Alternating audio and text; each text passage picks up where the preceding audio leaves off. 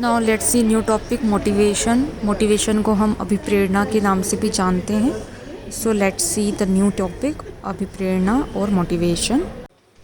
अभिप्रेरणा का अर्थ उस प्रक्रिया या हम बोल सकते हैं उस क्रिया से है जो कि क्या करता है, एम्प्लॉइज़ को, कर्मचारियों को प्रभावित करता है, प्रेरित करता है। उनको प्रेरित और प्रभावित क्यों किया जाता है? संगठन के उद्देश्यों की प्राप्ति के लिए। तो कोई भी कार्य करवाने हेतु और बहुत अच्छी तरह से करवाने हेतु, जिससे कि वो खुद से स्वतः ही अपनी मर्ज़ी से उस कार्य को खुश होकर करे, इस चीज़ के लिए उन्हें प्रेरणा दी जाती है, प्रेरित किया जाता है। और इसे ही हम क्या बोलते हैं? अभिप्रेरणा देना। और प्रेरणा जो दी जाती है, प्रेरित जो उन्हें किया जाता है, वो कई तरीके से किया जा सकता है। कैसे कैसे एक एम्प्लॉइज़ को प्रेरित किया जा सकता है वो हम आगे चैप्टर में देखेंगे। अभी हम मोटिवेशन का मीनिंग देखते हैं पहले। So motivation is nothing but it is a process of stimulating और motivating the employees in the organisation to get an action or to get the work done from them most efficiently and effectively so that the organizational goal can be achieved. Now let's see some of the importance of motivation. Motivation क्यों आवश्यक है, क्यों ज़रूरी है, इसका क्या महत्व है। तो अब हम देखते हैं कि क्या इम्पोर्टेंस है मोटिवेशन का, अभिप्रेरणा का क्या महत्व है। So the first importance of motivation is that it increases the efficiency of the employees. ठीक है, ये क्या करता है? कार्य कुशलता में वृद्धि करता है कर्मचारियों की। क्यों?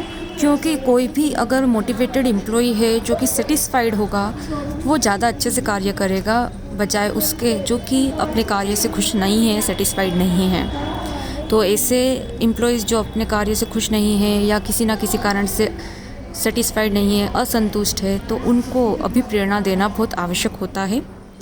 सो the motivated employ are more satisfied and will do the work with more efficiency and with full devotion and it will increase the efficiency of the employ and it will lead to the achievement of the organisational गोल.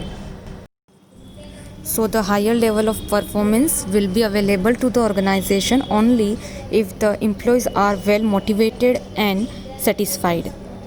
ठीक है, अभी हमने देखा कि अगर संतुष्ट होगा कर्मचारी तो क्या करेगा? अपने कार्य पे ज़्यादा फोकस करेगा, कार्य को अच्छे से निष्पादित करेगा और अच्छे से कार्य निष्पादित करने के कारण क्या होगा कि कुशलता में वृद्धि होगी। ठीक है, जो संगठन होगा उसको जो है एक हाई लेवल परफॉर्मेंस भी मिलेगा। दूसरा हम इम्पोर्टेंस देखते हैं मोटिवेशन का, तो ये है कि जो एम्प्लॉयज़ होंगे वो जल्दी से ऑर्गेनाइजेशन को छोड़ के नहीं जाएंगे। तो जो अभिप्रेरित कर्मचारी होते हैं वो संतुष्ट हो जाते हैं और अपने कार्य पर पूरा क्या करते हैं? फोकस करते हैं। जैसे कि मैंने भी आपको बताया, वो अपने कार्य पर पूरी तरह से ध्यान देते हैं और अपने कार्य को अच्छी तरह करने से उन्हें खुद को भी अच्छा महसूस होता है। और इससे क्या होता है, जब वो संतुष्ट हो जाते हैं तो वो घड़ी घड़ी जो है संस्था को छोड़ने के बारे में नहीं सोचते हैं और संस्था में टिके रहते हैं। जब कर्मचारी लंबे समय तक संस्था के साथ कार्य करता है और टिका रहता है तो नए कर्मचारियों को नियुक्त करना नहीं पड़ता है। जो भी खर्चा उनको नियुक्त करने में आता है नए कर्मचारियों को, वो बच जाता है। साथ में जो नए कर्मचारी होते हैं उनको प्रशिक्षण की आवश्यकता होती है, तो क्योंकि उनको नियुक्त नहीं करना पड़ता है, अगर कर्मचारी अभिप्रेरित है, संतुष्ट है, तो नए कर्मचारी को नियुक्त नहीं करना पड़ेगा। उससे क्या होगा? प्रशिक्षण की जो लागत होगी जो कि नए कर्मचारी को नियुक्त करने के बाद देना पड़ता है, वो प्रशिक्षण की लागत भी संस्था की बच जाएगी। तो ये भी एक इसका महत्व है मोटिवेशन का और अभिप्रेरणा का। That means the motivated employees are more satisfied and more focused on their work, and once the employees are satisfied and motivated, they don't think about leaving of the organization frequently and they stays in the organization.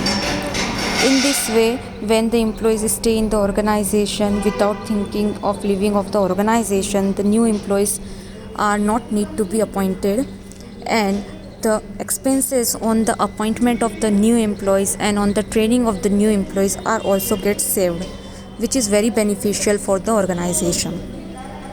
The second importance of motivation is that motivation helps the manager to bring the new changes.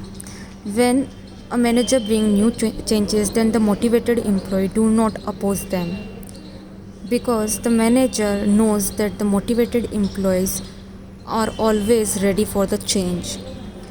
And the manager also convince the employees that the new changes will bring additional rewards for the employees, so they make them more ready and acceptable to the new changes that is brought by the managers.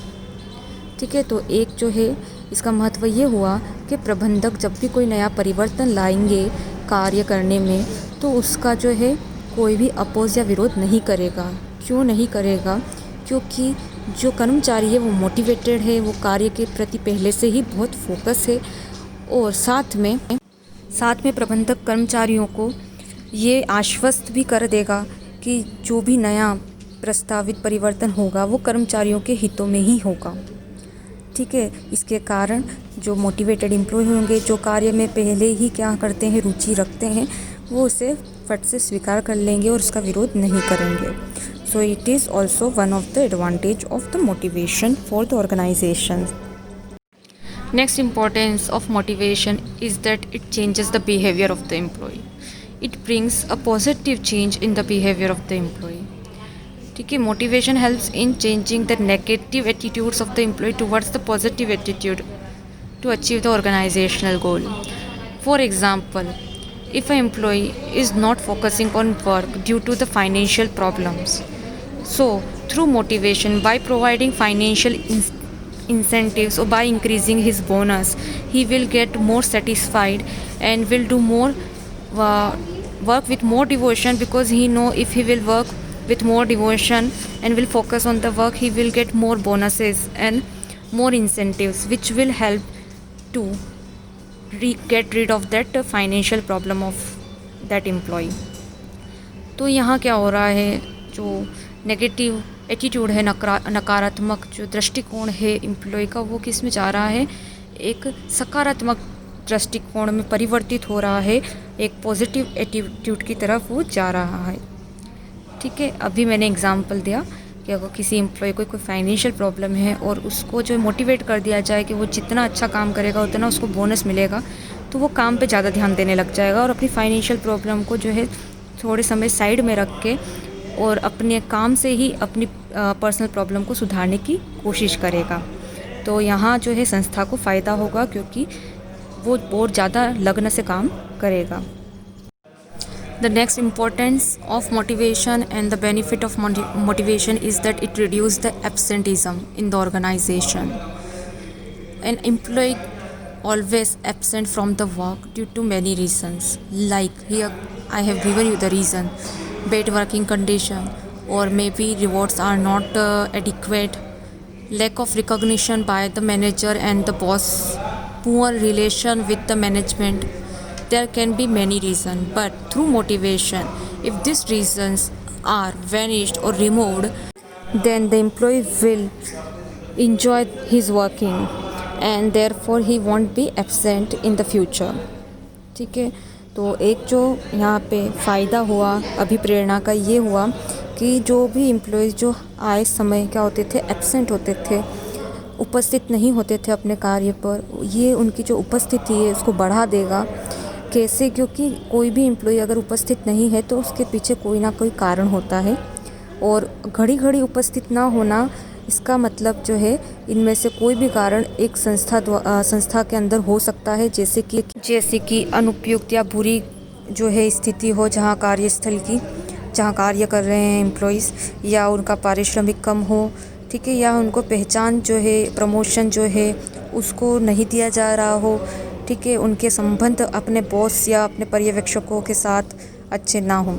अगर motivation अभिप्रेरणा द्वारा इन कारणों को हटा दिया जाए या कम कर दिया जाए, तो क्या होगा कि जो कर्मचारी होगा वो ज़्यादा रुचि लेके कार्य करेगा और ज़्यादा खुश होकर कार्य करेगा। और ऐसे में जो घड़ी घड़ी अनुपस्थित होते थे इन कारणों के कारण, जिसके कारण उन्हें कार्य करना पसंद नहीं था, वो अनुपस्थित होना बंद कर देंगे और उनकी उपस्थिति क्या हो जाएगी, बढ़ जाएगी। तो अभी हमने देखे अभिप्रेरणा के कुछ महत्व और भी बहुत से महत्व होते हैं अभिप्रेरणा के। आप अपनी बुक में ज़रूर सर्च कीजिएगा और सोचिएगा कि और क्या क्या जो है अभिप्रेरणा के महत्व हो सकते हैं, उसकी सूची बना के उसे भी याद कीजिएगा।